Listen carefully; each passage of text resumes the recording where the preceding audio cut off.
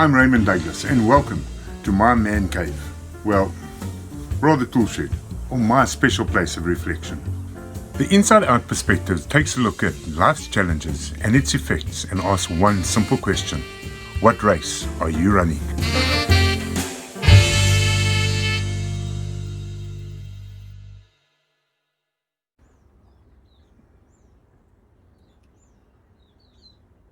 So welcome to another episode of the Inside Out Perspective. In the last two episodes, we've had a look at the confusion of the creation account in the Islamic faith. Then we had a look at the three stages of creation from a Jewish perspective and how that supports and enhances the Christian faith.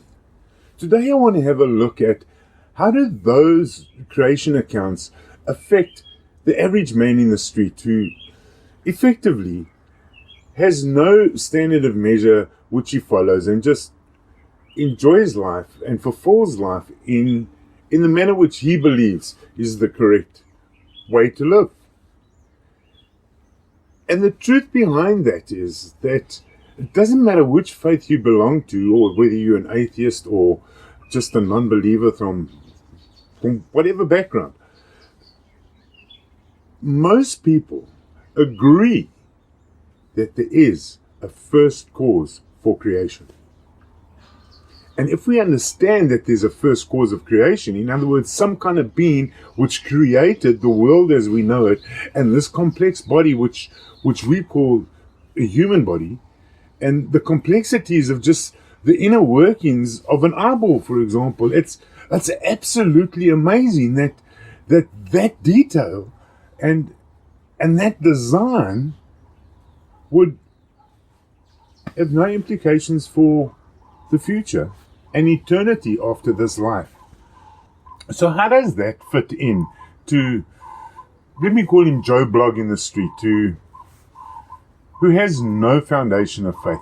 What is his standard of measure which he measures life against?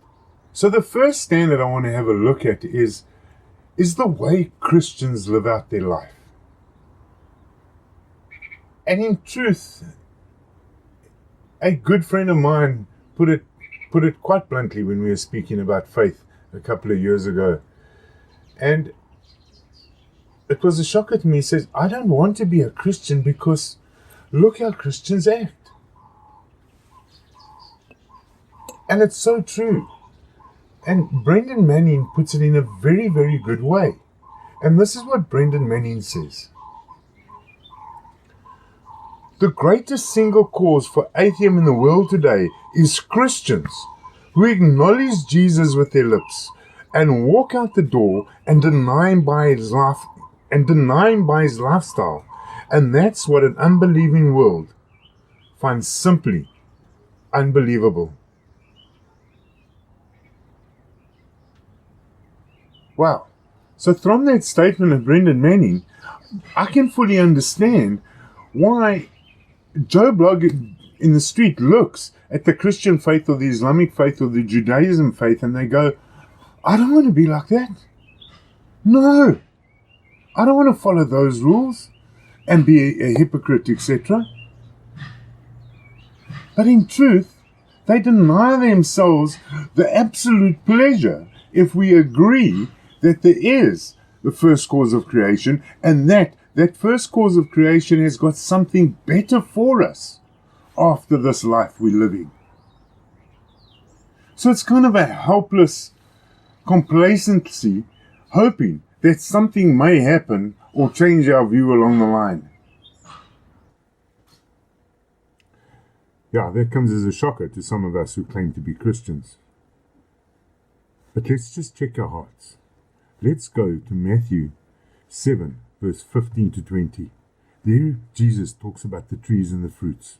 Reflect on that. And straight after that, in Matthew 7:21, he says, many are going to say, Lord, Lord, but I did miracles and wonders. And he's going to say, but I didn't know you. The second thing I want to have a look at is the view coming out of philosophy.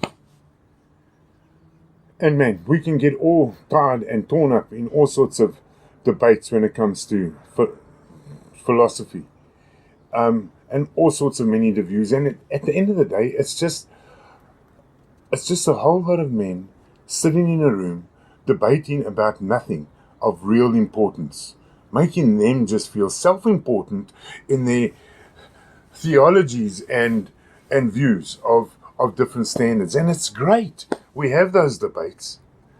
But what race does it actually run and gain for you in terms of eternity? And I believe nothing. And I have a very good friend here locally who follows these type of debates and these rules. And eventually he's gone, Raymond, I don't know anymore. I really don't even know if there's a God. And that's a very sad place to be. How does Job put it? He puts it's just a whole lot of hevel. It's just hevel. One problem and just life off to death with no real goal. The third view I want to have a look at is Ray Comfort's ministry, which he calls the way of the master. Because this fits the paradigm of most people. I'm a good person.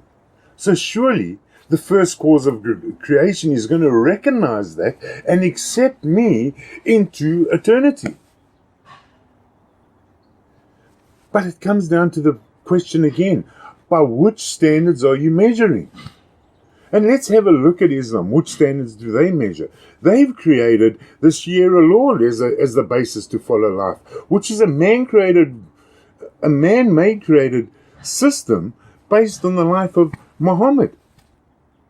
And yes, possibly Muhammad did many things which were good, but at the same time he did many things which were totally evil. I mean, take for example marrying a 6-year-old and consummating the marriage at 9. A 52-year-old man marrying a 9-year-old. And then after that, he goes and proposes to a baby who is still in a cot. And then beheads 800 Jews after they've surrendered. Is that the measuring stick you want to live your life? Or we can have a look at Judaism. What did they do? Yahweh gave them the 10 Commandments and they said, whoa, we've got to protect ourselves. And they made another 613 laws to guide them.